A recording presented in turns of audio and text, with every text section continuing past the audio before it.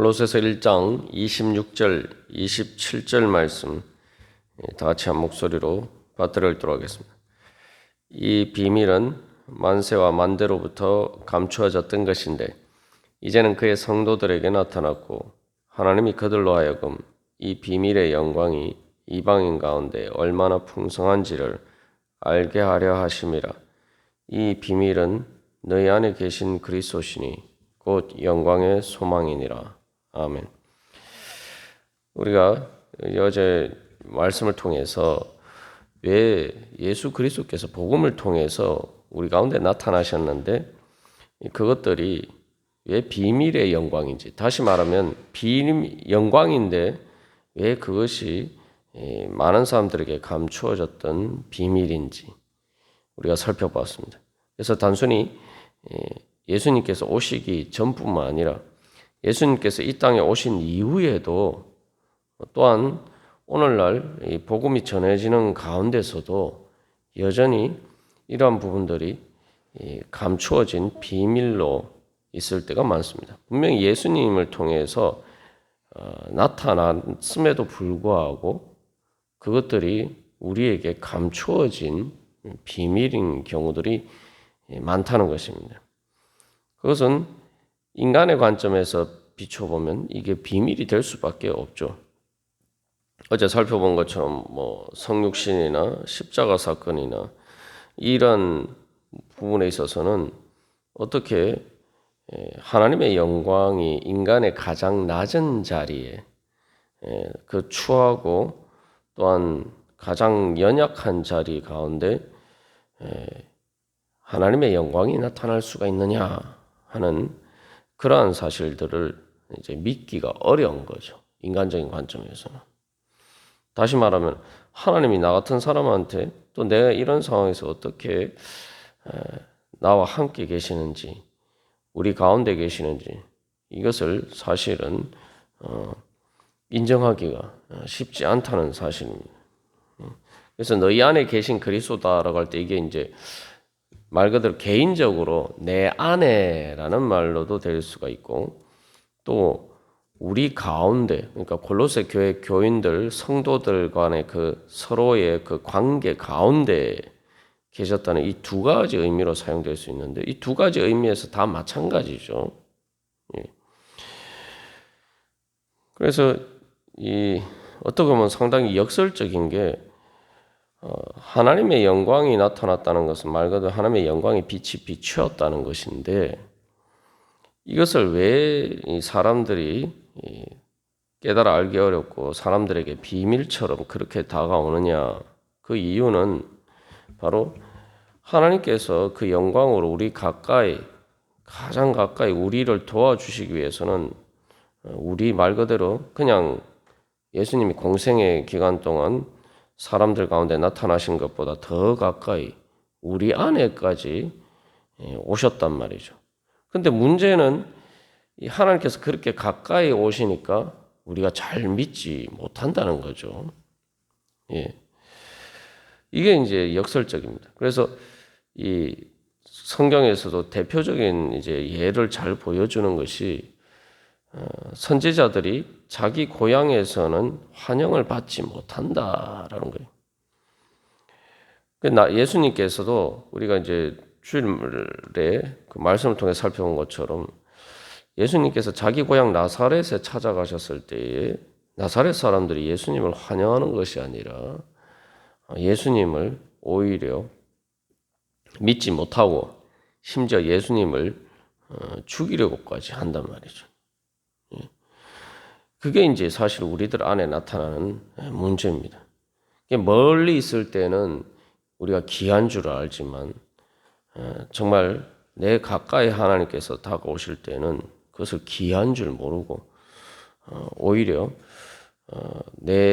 나의 여러 가지 추하고 연약하고 부족한 것들이 주님의 빛 가운데서 더 드러나기 때문에 오히려 그 주님께서 나를 치료해 주시기 위해서 내가 죄 가운데 있으면 내 죄에서 나를 정결하게 해주시겠어. 내가 연약한 가운데 있으면은 나를 강하게 해주시기 위해서, 내가 부족한 것이 있으면 나를 채워주시기 위해서, 내가 가난한 가운데 있으면 나를 부유하게 해주시기 위해서 나를 찾아오셨는데, 오히려 거기에서는 우리에게 안에 이상한 그 잘못된 죄악의 감정 때문에 그것을 순수하게 받아들이지 못하고, 마치 뭐 우리가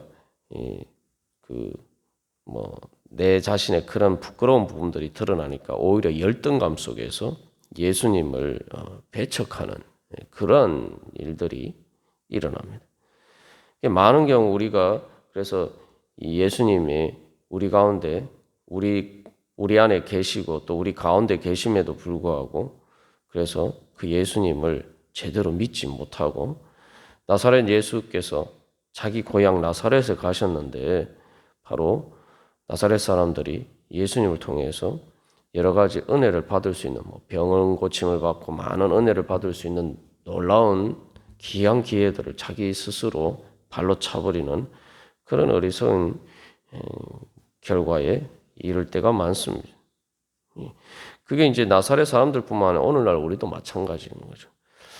그래서 그저께 우리가 종교개혁 기념주일로 지켰습니다만 종교개혁의 결과로 하나님께서 값없이 은혜로 우리를 구원하셨다는 사실에 대해서 그 복음의 비밀이 나타났는데 이게 어떤 문제가 생기냐 하면은 예전에는 뭔가 이렇게 자기 자신의 선행이나 이런 것들을 통해서 뭐 성인들과 같은 그러한 자리에 이르러야지 내가 천국에 갈 수 있다. 뭐 이렇게 얘기를 할 때는 사람들이 그것을 귀한 줄 알았는데 믿음으로 구원받는다고 하니까 그것을 귀한 줄을 모르고 그래서 참된 믿음의 자리에 이르지 못하고 오히려 그것을 악용하는 그런 문제들이 이제 종교개혁 이후에 생기게 된 문제들이죠. 그래서 하나님께서 나에게 내가 값 없이 말 그대로 내가 그것을 돈으로 또 내 어떤 선행이나 공로로 값을 주고 살 수가 없는, 내가 구할 수 없는, 내가 얻을 수 없는 것이기 때문에 하나님께서 나에게 공짜로 은혜로 선물로 주시니까 우리가 오히려 그것을 귀한 줄을 모른다는 거예요.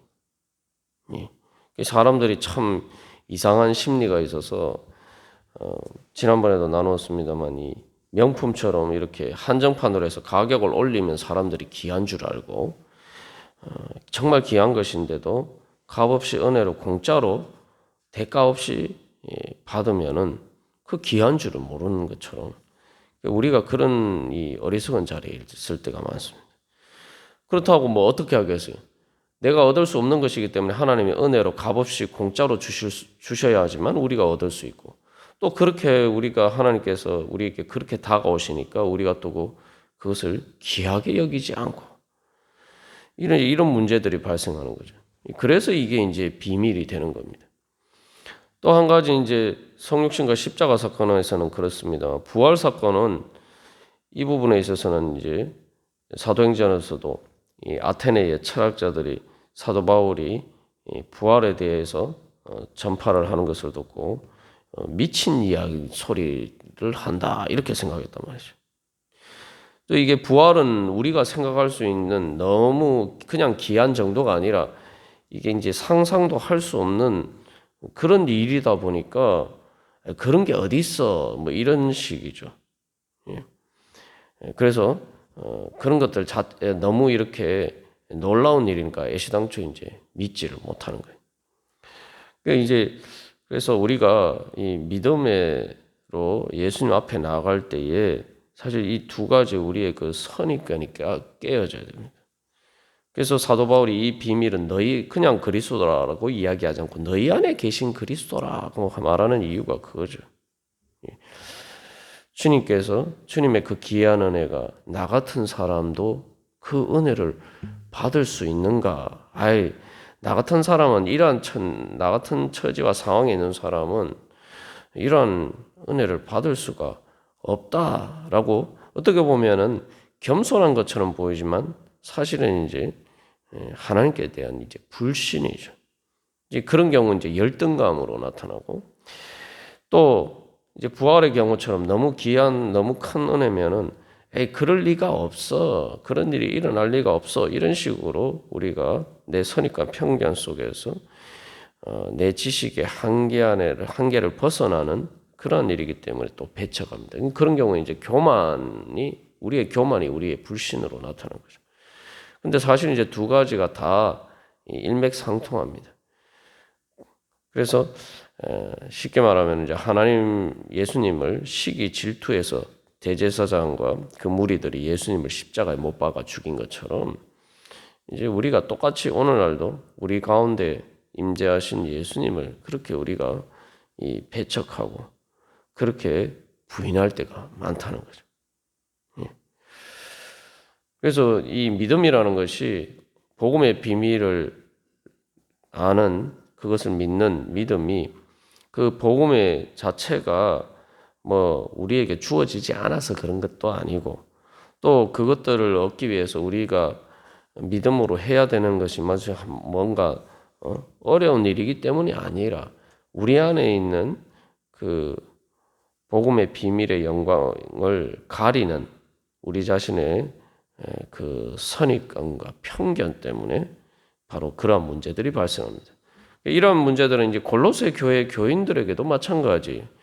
왜 이제 사도 바울이 여기서 비밀을 이야기하면서 너희 안에 계신 그리스도다라고 이야기하냐면은 이미 자기들이 받은 복음이 얼마나 놀라운 비밀인지 뭐 유대인들이나 그때 당시 이제 골로새 교회 교인 골로새 지역에 있었던 그 유대인들이나 또 여러 가지 다른 복음을 왜곡하는 사람들이나 또 다른 헬라 철학이나 종교 사상에서 뭔가 대단한 신비인 것처럼 이야기하는 사람들에게는 현혹이 되면서도 정작 자기들에게 이미 주어진 그 복음의 비밀이 그런 것들과 비교해서 비교도 할 수 없는 큰 영광임에도 불구하고 그것을 깨달아 알지 못한다는 거죠. 그래서 오히려 거기에 잘못된 것에 유혹되는 경우들이 많단 말이죠. 그 왜 그렇습니까? 마찬가지죠. 우리 앞에서 나눈 것처럼 이 비밀이라는 말이 원래 그래서 그러한 경우에 특별하게 어떤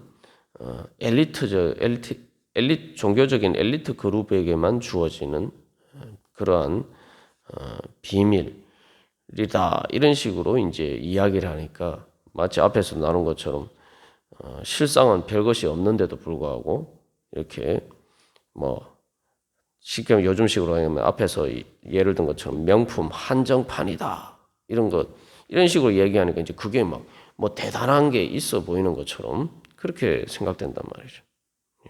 그래서 사도 바울은 그게 아니라는 거죠.